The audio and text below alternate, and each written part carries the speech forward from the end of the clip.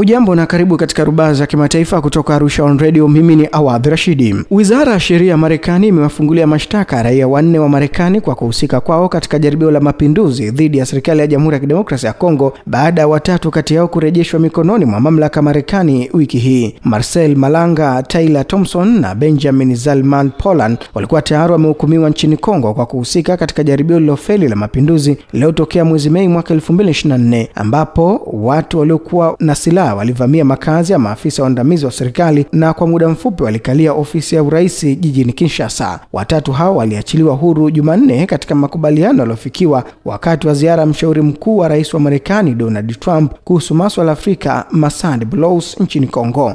Kwa mujibu wa taarifa rasmi, washukiwa hao wanakabiliwa na mashtaka ya kula njama za kutumia silaha za maangamizi, kulipua majengo ya serikali na kupanga kuua au kuwateka nyara watu katika nchi ya kigeni. Washukiwa walipanga kwa makusudi, walichunguza maeneo ya mashambulizi na waliwataja waathiriwa waliowalenga katika shambulio la kijeshi wakiwa na nia kuua watu wengine, wakiwemo maafisa wa ngazi ya juu serikalini, ilisema taarifa hiyo, na kuongeza walihamasisha na kuajiri watu wengine kujiunga na mpango huo kama wapiganaji wa jeshi la waasi, na katika baadhi ya matukio walitoa malipo ya fedha kama kishawishi. Malanga, Thompson na Zalman Poland walikuwa miongoni mwa watu 37 waliohukumiwa na mahakama ya kijeshi ya Kongo mnamo mwezi Septemba, wakipatikana na hatia ya kula njama ya kihalifu, ugaidi na makosa mengine, na wote wakahukumiwa adhabu ya kifo.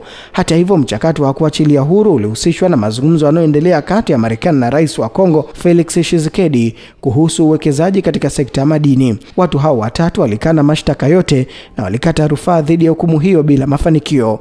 Wiki iliyopita Rais Felix Tshisekedi alipunguza adhabu yao hadi kifungo cha maisha kabla ya kuwakabidhi kwa mamlaka za Marekani. Tukitoka huko Kongo sasa tuelekee nchini Sudan Kusini, ambapo muungano mkuu wa upinzani nchini Sudan Kusini umeonyesha kugawanyika, hali inayozidisha mzozo wa kisiasa unaoendelea nchini humo. Kiongozi wa chama cha upinzani cha SPLM-IO Dr. Riek Machar, ambaye pia ni makamu wa kwanza wa rais wa Sudan Kusini kufuatia makubaliano ya amani yaliyolenga kumaliza vita vyenyewe kwa wenyewe vya muda mrefu dhidi ya serikali ya Rais Salva Kiir, aliwekwa chini ya kifungo cha nyumbani mwezi uliopita. Hapo jana kundi la viongozi waandamizi wa SPLM lilitangaza nia kumteua Stefan Pankol kwa kiongozi wa mpito hadi pale Dr. Machar atakapokuwa huru. Tulichofanya ni kutatua mgogoro huu wa uongozi ambao umesababishwa na mgogoro unaotokana na kuwekwa kizuizini kwa mwenyekiti wetu na kutoroka kwa viongozi wetu wengine kama naibu mwenyekiti na katibu mkuu, alisema Par. Hata hivyo, hatua hiyo ilipingwa na baadhi ya wajumbe wa chama hicho, huku Pankol akilazimika kujitetea dhidi ya madai kwamba alikuwa anatekeleza mapinduzi ya kisiasa ndani ya chama. Ikiwa ni wiki 2 tangu Machar awekwe kifungo cha nyumbani, Par sasa ametoa wito kiongozi huyo na wanachama wengine wakuu wa SPLM ambao walizuiliwa kufuatia ghasia mbaya kaskazini mwa nchi hiyo kuachiliwa huru.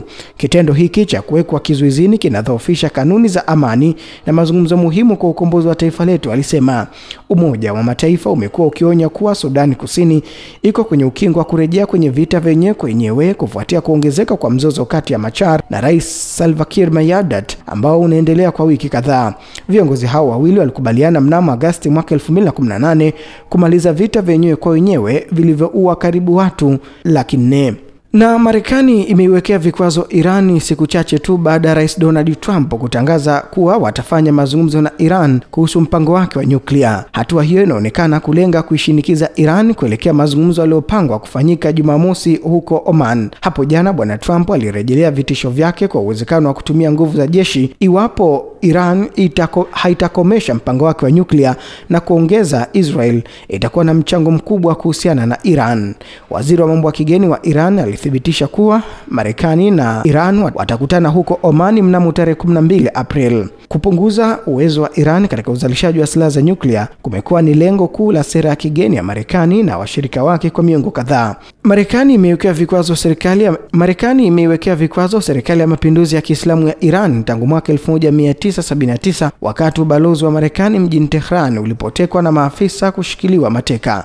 Marekani ilianza kuweka vikwazo kwa mpango wa nyuklia wa Iran mwaka 1992 na sasa imeweka vikwazo vingi zaidi dhidi ya Iran kuliko nchi nyingine duniani.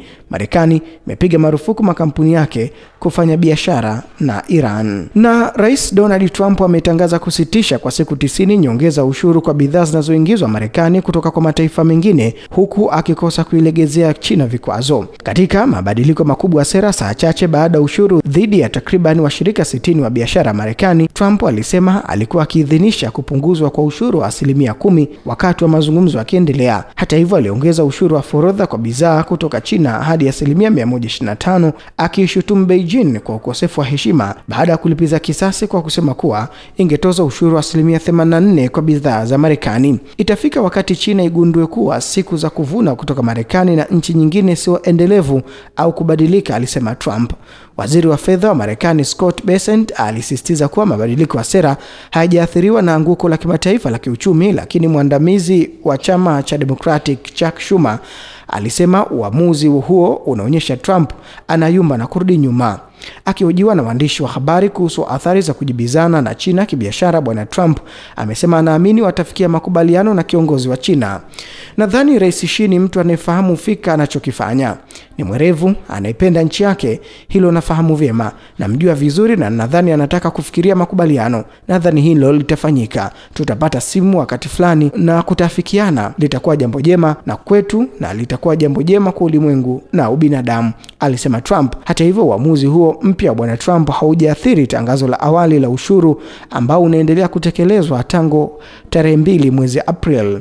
Hizi ni pamoja na 25% za ushuru wa kuagiza kwa magari na vipuri vya magari vinavyoingia Marekani na ushuru zaidi wa 25% wa bidhaa zote za chuma na alumni. Ushuru wa kimataifa wa Trump umesababisha msukosuko mkubwa zaidi wa kibiashara ambao haujawahi kutokea katika miongo kadhaa. Mwisho wa rubaa za kimataifa kutoka Arusha On Radio, mimi ni Awadh Rashidi.